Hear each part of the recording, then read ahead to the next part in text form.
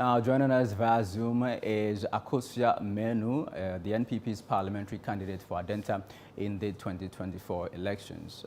Good evening to you, Kozi. You were part of Dr. Bawumia's team that visited Hawa Kumsin. How is she? Good evening to your listeners and viewers. Let me first begin by condemning in the strongest possible terms the violence that occurred in the recent rerun of the Ablikuma North parliamentary seat. The brutal attack on former member of parliament Hawa Kumsin, the candidate herself, Honorable Nana Ikwe-Friye, and manhandling of party agents and journalists like yourself in the studio was disgraceful, unacceptable, and a stain on our democracy. What was most uncomfortable to observe, even online, was people from the other side. A middle-aged woman had been clearly they had orchestrated this attack on her. Dr. Mahmoud Bawumia paid a visit to her this morning, and she narrated her ordeal. That, as a former member of parliament, let's not forget that Honorable Ikwe was also in parliament before she lost her primaries and then staged a comeback to the seat. So in solidarity as a colleague, former colleague, female MP, also as a friend, also as a former member of parliament, and also a party stalwart, she was on ground to monitor the election, as were other people. She her narration gave me goosebumps because she said at one polling station, as she was entering, she was told she could only go in with one person. At the time was a policeman next to her. So they were making the rounds, and she her team of personal security, stayed back a bit. As she was observing, she heard people say, "Where is she? Where is she?" And then she looks up and sees a group of young men coming towards her, one of whom she recognizes. And I would want that now that their images are out there, some of them are known persons. None of them is a stranger. They literally charged at her. She mentioned seeing something that looked like a weapon, to which she immediately reached out to her pepper spray. And she said, if it wasn't for the pepper spray to slow their charge on her, she's sure it would have been worse than anticipated. Mind you, she didn't go there to cause any confusion. Honorable Hawa has never instigated any confusion. She's never caused any trouble. In fact, she's always been in there in a situation where others want to come at her or others want to, charge at her. Subsequently, she fell. Thankfully, her driver, who was close by, and another youth organizer in another constituency who was also close, helped fight off the assailants. She's bruised. She's struggling a bit. She was limping this morning when we went to see her. She has pains and bruises. She didn't, of course, because there were men in tow. She had bruises at her back, amongst other things. But it's unfortunate. We are thankful she's alive. And we pray to God that the perpetrators will be brought to book. They didn't cover their faces. They are not strangers. They are known within the communities they came from. All right. Has she made a formal complaint to the police yet?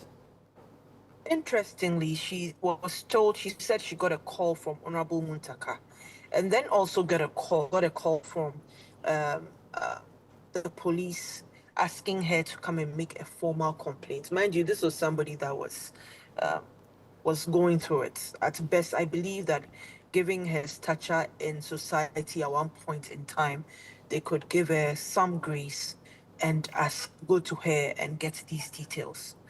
Beyond that, I'm sure the police have seen the videos and can actually pursue this as well. All right. What do you make of the position taken by some persons on the other side of the political divide that Hawa Kumsin herself has been at the center of some violence in the past in her constituency, and so violence begets violence? I find it interesting that the same people that promised a reset, that said what they term to be the ills of this present of the past administration, okay, correcting or righting the wrongs, would also champion same and say that people who are victims deserve what they get because it is perceived they were involved in some sort of violence. Mind you, we see the challenges of the constituency where she was MP. One of the one of the biggest, most quote unquote challenging communities, Kaswa. We've seen the violence that erupts in certain parts of that community. We've seen untold, borderline, unacceptable social anomalies. We've seen even children sacrifice their friends in the name of money rituals, amongst other things. Everything, in fact, on social media, people tag Kaswa as literally the Sin City of Ghana. But it doesn't mean then that if you perceive, and it's not actually true, you perceive somebody to be caught in violence, in the event that they are just minding their business, doing their duty, you can send thugs their way. Haven't we seen videos of these same people leaving the Jubilee House on the day of the election? There are several videos, actually, footage of them constantly parading or walking around the Jubilee House, meaning that they are assignees of the Jubilee House. These videos are out there for all to see. All right. Is it right then? And if we're going to put things into context, one of the things I've seen them highlight is Ayawasu West Wogon, the infamous one. Don't forget that preceding that, we've had Etiwa, we've had Talency, we've had Triponi. All of these had NDC at the center of it. In fact, in Talency, weapons were discovered in vehicles linked to NDC officials. In Etiwa, an NDC women's organizer drove into a crowd of MPP supporters. And in Akwetia, Honorable Dambuche, he's still alive. His vehicle was shot at. Those images, I believe that you still have it Well, in your archives. talking It doesn't about. make it right. No, let me land. All right, go ahead. It's not right for the NDC to weaponize Ayasu West Wogon in a public discourse because they are failing to put it in context. What is the context? That a commission of inquiry was set up, that there was an investigation into it, which was bold leadership by President Akufo-Addo, that an effort to address impunity and to set a new standard of transparency was done. Individuals were named, accountability measures were proposed. We cannot sit down and say these things didn't happen. Okay. Subsequently, proof of which is that the vigilante groups which were told to disband on both sides of the political divide, one side clearly did that, the other side no. Okay. Just literally empowered them to do what they did on Thursday. Finally, before you go, there's another by-election coming up in Akwetia. I mean, how is the NPP preparing for this one with the events of Ablekuma North in mind?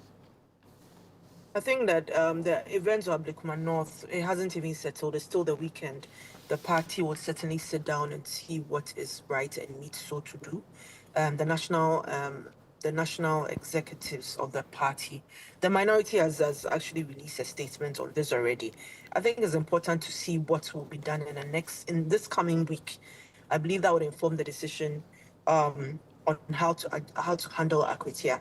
But to our supporters, I ask them to keep faith because they've done this before, using violence as a political tool. We've overcome it before, and I believe we'll overcome it again. All right, thank you very grateful to you. Akosua Manu was the NPP's parliamentary candidate for Adenta in the 2024 elections.